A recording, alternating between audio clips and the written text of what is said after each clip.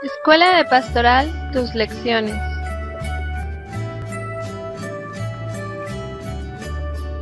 Luz y Sal, sean bienvenidos a un video más. En esta ocasión veremos la lección número 7 del segundo grado del Instituto de Formación para Laicos al servicio de la pastoral parroquial. Esta se titula Solo una es la verdadera iglesia. Comienza nuestra lección con un dicho muy común y que se ha hecho más común con el paso del tiempo, que todas las religiones son buenas para llegar a Dios. Nuestra lección nos deja en claro que eso es falso, porque todas las religiones tienen cosas en común y contrarias. Entonces no podemos llegar a Dios, que es suma verdad, a través de cosas que son tan diferentes unas de otras, porque solamente una tendrá la verdad y la otra tendrán la verdad a medias o no tendrán la verdad.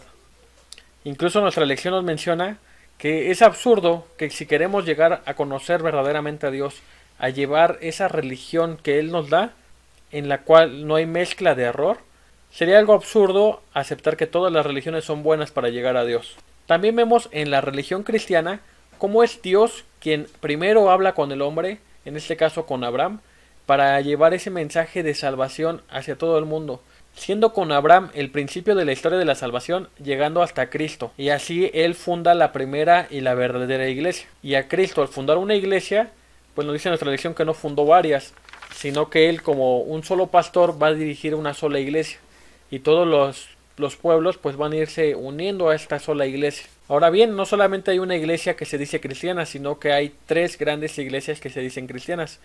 Una de ellas es la iglesia católica, que también se le conoce como romana.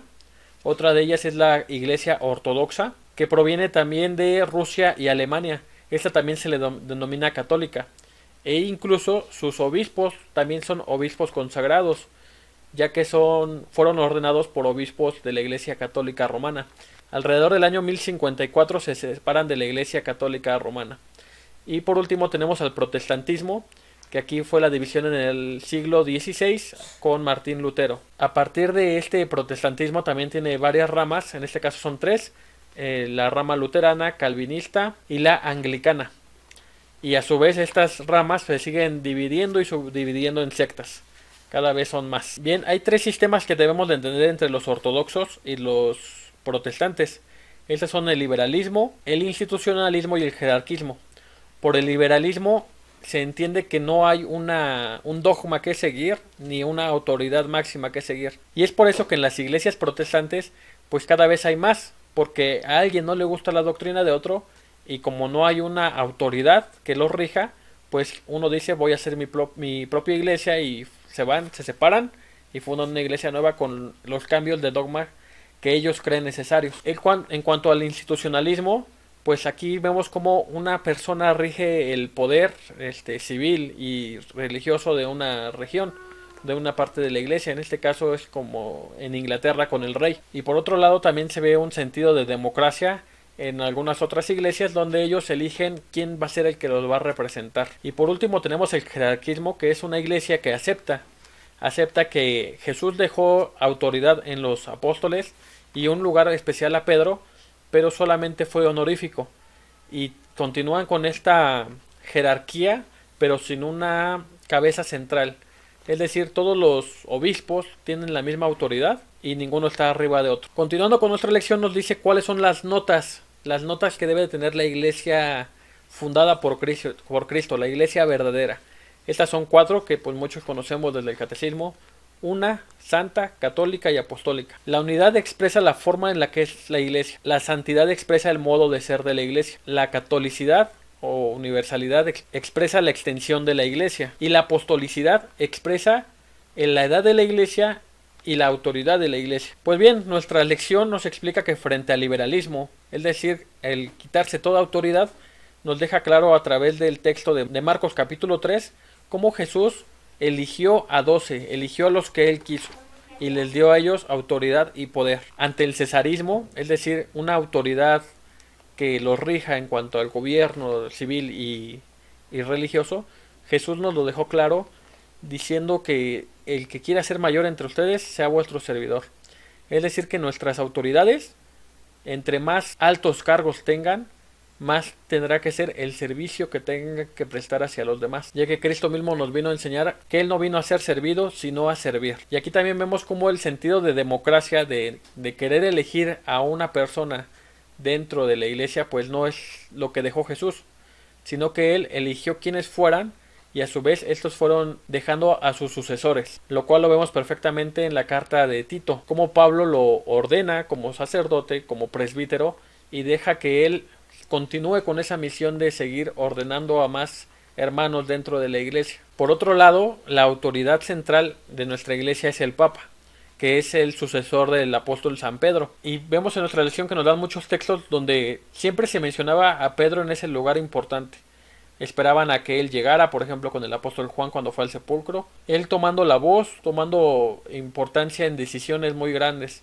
Él siempre estuvo al tanto de eso. Tanto así que el apóstol San Pablo, a pesar de que no perteneció a los 12, pero siendo apóstol también se dirigió a Pedro para mostrar ese respeto a esa autoridad. Y aquí cabe destacar que Pedro fue el primer obispo de Roma y murió en este cargo. Por eso es que también se nos denomina católicos romanos, porque nuestro mayor obispo, mayor pontífice, pues fue el obispo de Roma. Muy bien, como consecuencia de todo esto tenemos que llegar a ver cuál es esta verdadera religión a través de ciertas características, ciertas cosas que tuvo que haber dejado Dios y su fundador Jesucristo para ver cuál es esta religión que es la verdadera. Y como religión, pues es la que va a formar un vínculo espiritual y moral relacionando a Dios con el hombre. Entonces el hombre, al aceptar este vínculo, va a buscar la forma de agradarle a Dios. Pero ¿cómo lo va a hacer? Pues Dios le deja por escrito cómo debe de ser su actuar para agradarle a Él. Y por ello le deja normas, que todas estas normas las encontramos en la Sagrada Biblia. Por lo tanto, la religión verdadera es aquella que posea este libro sagrado. Podríamos decir que en el judaísmo ellos fueron la religión verdadera en ese tiempo, ya que a ellos les fue encomendada pues la palabra de Dios a través de los papiros, de los libros que tenían. Después de todo esto, de haberse Dios revelado a los hombres a través de figuras, de expresiones como ya vimos en el primer grado, pues Dios se revela enviando a su propio Hijo, el cual por toda su vida dio cumplimiento a todas las profecías que habían dejado escritas los profetas, entregándose a la muerte y muerte de cruz, siendo esta muerte atestiguada, no solamente por las personas de ese tiempo, sino como vemos, tenemos muchos testimonios a través de la muerte de Cristo, principalmente en los 4 evangelios. Y así Jesús funda una iglesia a la que le deja ese libro sagrado que ya no consta no solamente el Antiguo Testamento, sino como sabemos, se va agregando el Nuevo Testamento que comienza con la vida de Jesús. Por lo tanto, solamente hay una iglesia auténtica o verdadera. Por eso son esas 4 características que debe de tener la iglesia auténtica, que se le conoce como notas: una, santa, católica y apostólica. La iglesia es una porque está unida a Jesucristo. Todos son uno mismos en Jesús. Es decir, eso es lo que vimos en la lección pasada del cuerpo místico de Cristo. Asimismo, tienen una sola fe, un solo culto y una sola autoridad central, el Papa. Ahora, es santa porque su fundador es la santidad máxima, la máxima expresión de la santidad. También es santa porque va a santificar a los hombres y se ve ese fruto a través de tantos santos y santas que nos ha dado nuestra amada iglesia. Es católica porque se encuentra en todo el mundo, porque está llamada a evangelizar y bautizar a hombres en todo el mundo. Y tanto así que, como bien sabemos, todo el bien que haga la iglesia, pues todos lo podemos sentir y nos alegramos con toda la iglesia.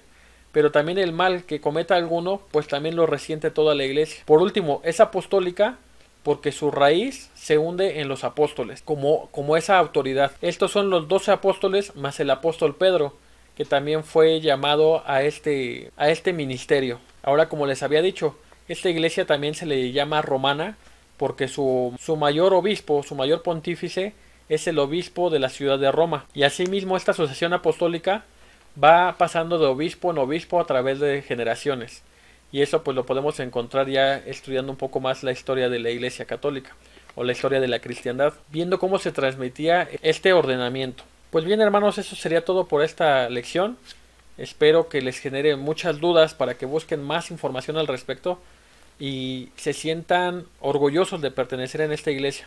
Como vemos, esta iglesia es perfecta porque su fundador es perfecto, pero es imperfecta en el modo de actuar de cada uno de nosotros como seres humanos que somos imperfectos. Pero no por ello, por los errores que se cometan o se cometieron o se cometerán, pues nos vamos a ir alejando de ella. Sino al contrario, hay que estudiar más para poder entender qué importante es pertenecer a la iglesia que fundó Cristo. Nos vemos en un próximo video. Vayamos a ser luz y sal en el mundo. Hasta luego.